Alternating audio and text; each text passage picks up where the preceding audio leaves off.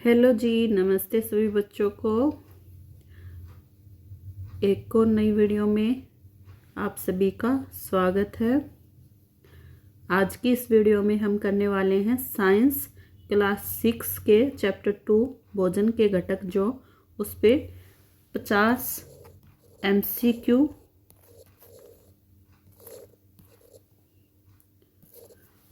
तो स्टार्ट करते हैं अपनी वीडियो को।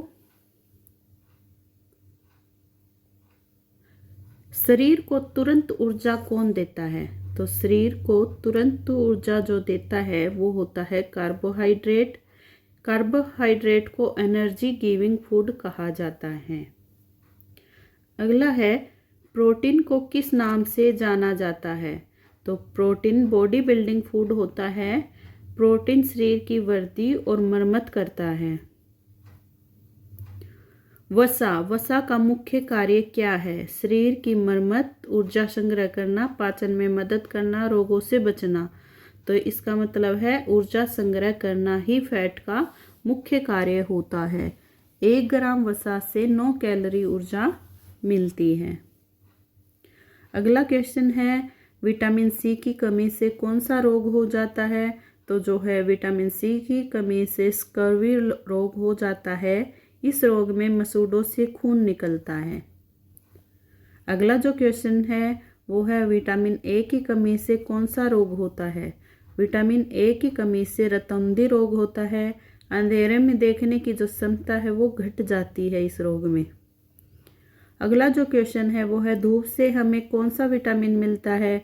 तो धूप से हमें विटामिन डी मिलता है। इसे सनशाइन विटामिन भी कहा जाता है। कौन सा होता है सनशाइन विटामिन? Vitamin D. अगला है, विटामिन डी की कमी से कौन सा रोग होता है? तो विटामिन डी की कमी से रिकेटस रोग होता है। इस रोग में हड्डियां टेढ़ी हो जाती हैं। विटामिन डी की कमी से हड्डियां टेढ़ी होने का रोग यानी कि रिकेटस होता है। विटामिन के किस कार्य के लिए आवश्यक है? तो विटामिन के है वो रक्त का थक्का जमाने का कार्य करता है। इसकी कमी से खून कभी रुकता नहीं है। विटामिन B1 है, उसकी कमी से कौन सा रोग होता है? तो उससे बेरी रोग हो जाता है। इस रोग में मांसपेशियां कमजोर हो जाती हैं। आयोडीन की कमी से कौन सा रोग होता है? आयोडीन की कमी से गोइटर, गर्दन की जो थायराइड ग्रंथि फूल जाती है। कैल्शियम की कमी से क्या होता है? तो कैल्शियम की कमी से हड्डियां कमजोर होती हैं। कैल्शियम हड्डियों और दांतों के लिए आवश्यक होता है। आयरन की कमी से कौन सा रोग होता है? तो आयरन की कमी से एनीमिया रोग होता है। आयरन की कमी से खून में हीमोग्लोबिन घट जाता है।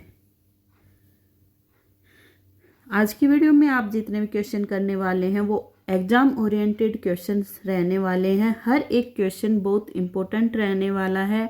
पूरा ध्यान करके सिर्फ सुने, अच्छे से देखें वीडियो को लास्ट तक, और कमेंट करके ये ज़रूर बताना कि वीडियो में आपने कितने नए क्वेश्चन देखे हैं, या सभी पुराने क्वेश्चन हैं, या कुछ आपको नया सीखने को मिला या नहीं मिला। तो कमेंट करना मत भूलना। करते हैं अगला क्वेश्चन। फॉस्फोरस की किसके लिए ज़रूरी है?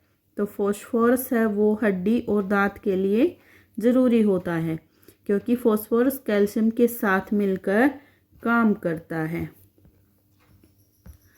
सोडियम और पोटेशियम किस काम के लिए ज़रूरी हैं? तो जो है ये शरीर में जल संतुलन बनाए रखना इनका काम होता है। यह नाड़ी संदेशों में भी मदद करते हैं।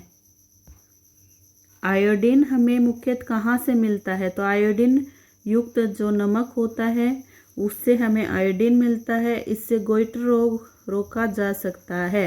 यानी कि आयोडीन की कमी से कौन सा रोग होता है? गोइटर। दूध जो है वो अंडा और मछली किसके अच्छे स्रोत हैं? तो दूध, अंडा और मछली है ये ना प्रोटीन के अच्छे स्रोत होते हैं। इन्हें एनिमल प्रोटीन कहा जाता है। दालें और चने किसके स्रोत हैं? तो ये है वनस्पति प्रोटीन के। यह शरीर की वृद्धि के लिए जरूरी हैं। मक्खन, घी, तेल किसके स्रोत हैं?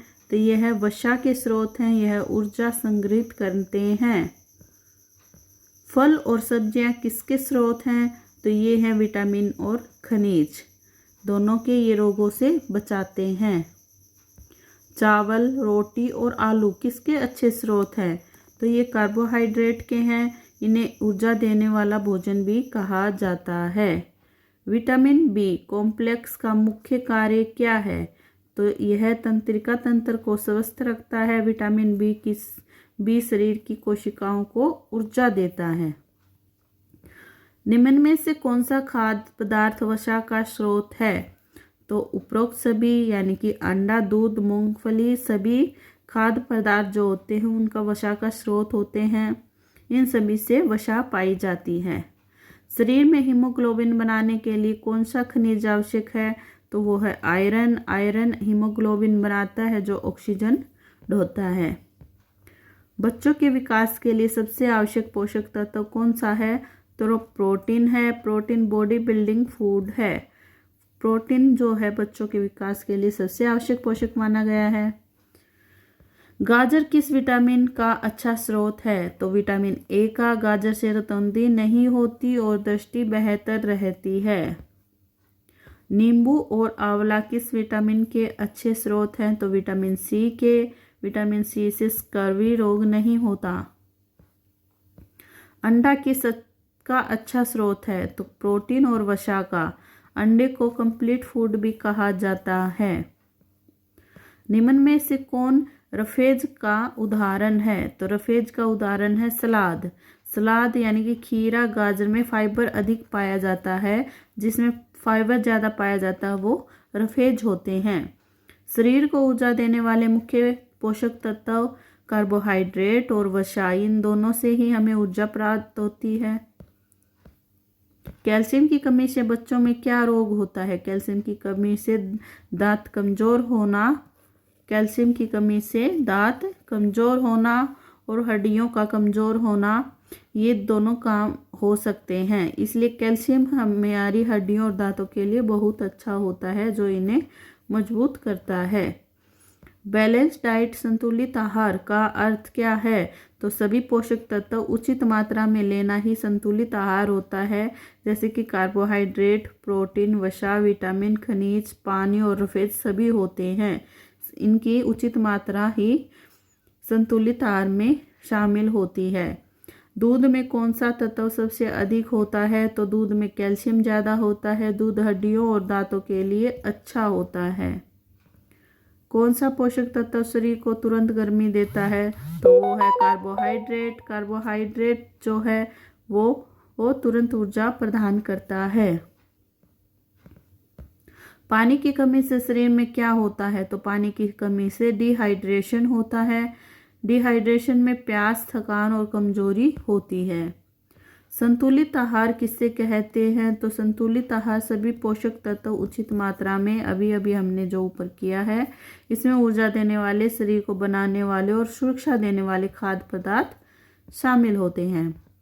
जो प्रोटीन डेफिशिएंसी होती है वो से बच्चों में कौन सा रोग हो जाता है? तो क्वाशियोरकर जो रोग है वो, इसमें क्या होता है, पेट फूल जाता है और शरीर कमजोर हो जाता है। से पेट फूलना और शरीर का कमजोर होना क्वाशियोरकर रोग में होता है, जो कि प्रोटीन की डेफिशिएंसी की वजह से होता है। भोजन का कौन सा घटक रोगों से बचाता है? तो जो विटामिन और खनिज हैं ये दोनों रोगों से बचाने में हमारी हेल्प करते हैं, इसलिए इन्हें प्रोटेक्टिव फूड कहा जाता है। अनाज में कौन सा पोषक तत्व अधिक होता है? तो अनाज में कार्बोहाइड्रेट होते हैं। गेहूं, चावल ऊर्जा का मुख्य स्रोत होते हैं। हरी मिर्च किस विटामिन का स्रोत है? तो हरी मिर्च विटामिन सी का है। हरी मिर्च और नींबू से विटामिन सी मिलता है। विटामिन ई किसके लिए उपयोगी है? तो विटामिन जो है प्रजनन स्वास्थ्य के लिए, यानी कि रिप्रोडक्टिव विटामिन भी कहा जाता है विटामिन ई को, जो प्रजनन स्वास्थ्य के लिए जरूरी है। भोजन में कार्बोहाइड्रेट किस रूप में संग्रहित होते हैं?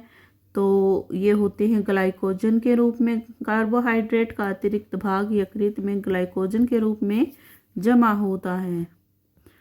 भोजन का कौन सा घटक शरीर की कोशिकाओं को मरम्मत करता है? तो वो है प्रोटीन।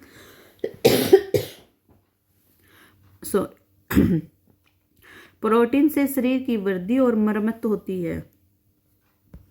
नीचे दिए गए में से प्रोटेक्टिव फूड कौन से हैं? तो प्रोटेक्टिव फूड जो होते हैं वो हमारे विटामिन और खनिज होते हैं।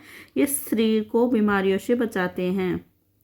नाइट ब्लाइंडनेस किस विटामिन की कमी से होता है? तो विटामिन ए की कमी से रतौंधी रोग होता है, जो कि नाइट ब्लाइंडनेस भी कहा जाता है। रात में देखने की क्षमता है वो घट जाती है। भोजन में रफेज किससे बनता है? तो वो बनता है हमारे सेलुलोज से। ये पचता नहीं लेकिन आंत साफ रखता है। भोजन में शुगर किस श्रेणी में आता है? तो शुगर कार्बोहाइड्रेट में आती है। चीनी और ग्लूकोज कार्बोहाइड्रेट है। विटामिन डी की कमी से कौन सी हड्डी संबंधी समस्या होती है? तो वो होती है टेढ़ी मेढ़ी हड्डियां हो जाती हैं विटामिन डी की कमी से। इसे रिकेटस कहते हैं। पानी शरीर में किस प्रक्रिया के लिए जरूरी है? तो ये जितनी भी दे रखी हैं प्रक्रिया, इन सभी के लिए पानी जरूरी है। भोजन पचाने के लिए पोषक तत्वों को पहुंचाना, शरीर का तापमान नियंत्रित करना। पानी जीवन के लिए सबसे आवश्यक है। भोजन में कौन सा पोषक तत्व सबसे जल्दी पचता है? तो वो है कार्बोहाइड्रेट। ये तुरंत ग्लूकोज में बदलकर ऊर्जा देते हैं। बैलेंस डाइट क्यों आवश्यक है? तो ये इसलिए शरीर की वृद्धि के लिए, बीमारियों से बचाने के लिए, ऊर्जा प्रदान करने के लिए। संतुलित आहार से ही स्वास्थ्य जीवन संभव है। तो आज की वीडियो में हमने किए हैं 50 क्वेश्चन जो एनसीईआरटी की बुक क्लास 6 के सेकंड चैप्टर से लिए गए थे। ऐसी ही अगर आपको ये सीरीज़ कंप्लीट चाहिए तो आप वह हमें कमेंट करके ज़रूर बताएं कि इस सीरीज़ में आपको क्या क्या चीज़ें और ऐड करवानी है, तो वो भी बता सकते हैं। और कैसी आपको ये वीडियो लगी ये ज़रूर बताएं। और आप बताएं, कमेंट करके ज़रूर बताएं कि विटामिन डी की कमी से कौन सा रोग होता है। आज की वीडियो में हमने किया था और देखते हैं किस किस को ये आंसर याद है। विटामिन डी की कमी से होने वाले रोग के बारे में आप कमेंट करके हमें बताएंगे। मिलते हैं अगली वीडियो में।